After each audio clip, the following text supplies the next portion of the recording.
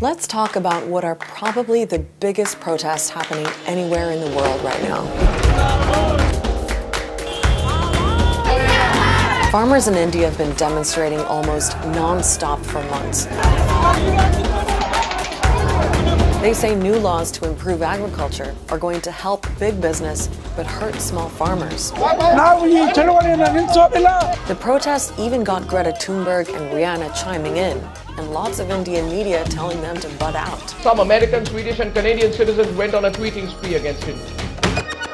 So what is it about these laws that farmers don't like? Why does the Indian government think the protesters have it all wrong? And why is this about so much more than just farming?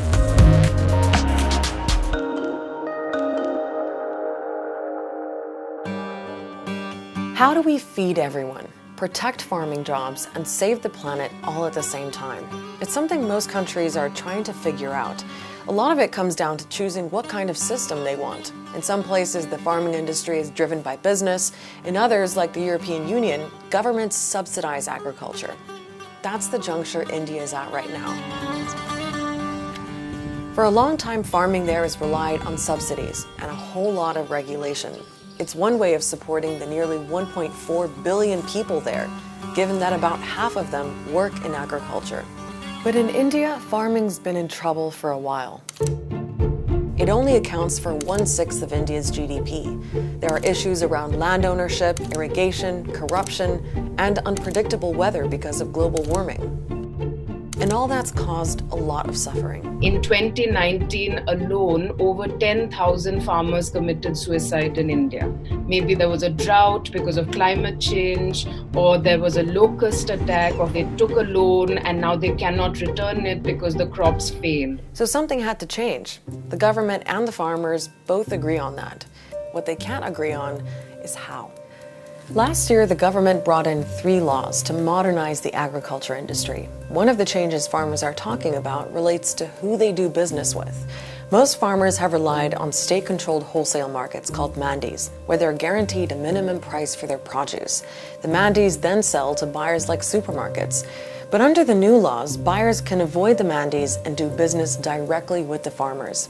Plenty of economists and the ruling BJP party say that's an obvious win. You will be in a better position to negotiate better pricing. There are many middlemen.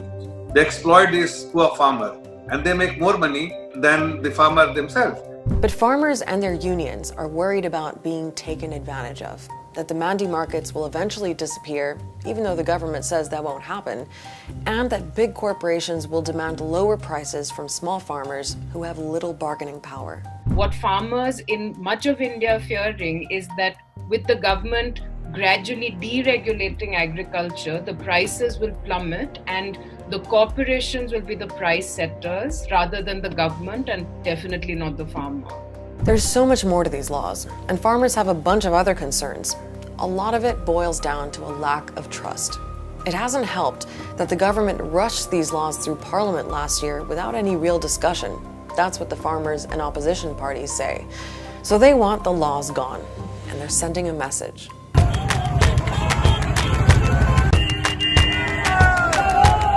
A convoy of tractors from India's northern states descended on the capital, but they were blocked at the city's gates. So they set up 3 main campsites, and they're huge.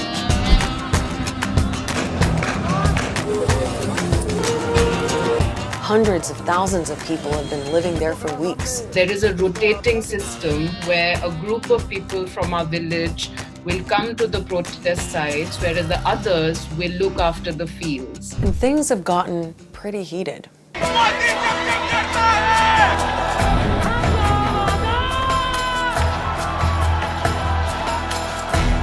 On India's Republic Day, protesters breached the walls of the Red Fort, one of the city's main monuments, and police confronted them there.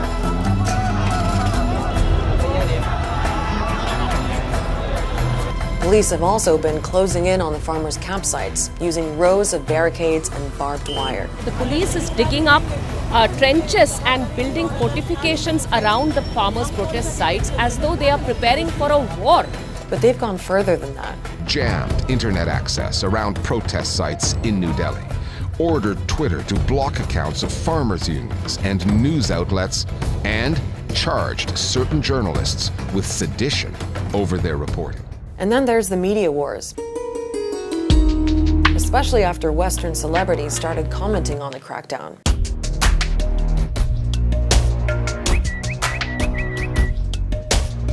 And Indian celebrities hit back.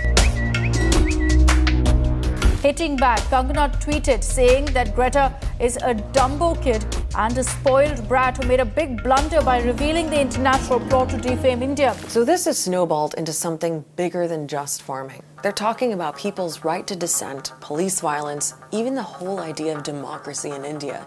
And some say party politics are making it all worse. Critics of Prime Minister Narendra Modi think he's creating business opportunities for his rich friends. Then you've got the ruling party and state media blaming the protests on opposition groups. The banned terror outfit Communist Party of India, Maoist, has infiltrated the farm protests. They point to these protesters waving a Sikh flag as proof that separatists from the north are involved too. The poor farmer feels that their land will be taken away, snatched by these giant corporate, but we have put a safety net. The apprehension is primarily the handiwork of the UPA members, particularly the Peaceful Opposition Party. I think the government would like nothing more than to see the protests ending. But the farmers, they will only move if their demands are met, which is basically the repeal of these 3 farm laws. Those laws are meant to reform the industry, but they now seem to stand in the way of any progress at all. What's missing is a whole lot of trust, but they have a starting point. Pretty much everyone agrees that farming in India needs fixing. So hopefully that was a useful primer. There is so much more in these farm laws and plenty of politics playing out. As always, check out our website, aljazeera.com, for the latest news, and I'll see you next week.